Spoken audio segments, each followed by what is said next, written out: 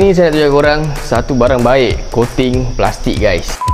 Plastik coating daripada CP Car Detailing guys. So ini barang sebenarnya function dia untuk menghitamkan balik kesan-kesan yang dah muda guys. Ini barang khas untuk plastik saja. Korang yang mandai pula letak dekat besi, tak ada apalah. First yang korang kena buat, korang ambil ni, ini barang memang dapat free. Korang letak dekat sini, letak. And then korang just sapu je. Nampak guys, nampak beza tak? Korang boleh tengok sebelum dan selepas. Ini sebelum dan ini selepas. Selepas tu lagi cun, lagi kilat, lagi mantap guys.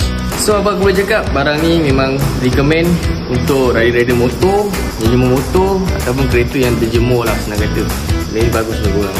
Cepat dapatkan sebelum habis stok guys. Tekan link kat bawah sementara ada stok. Dengar-dengar ada promo juga ni.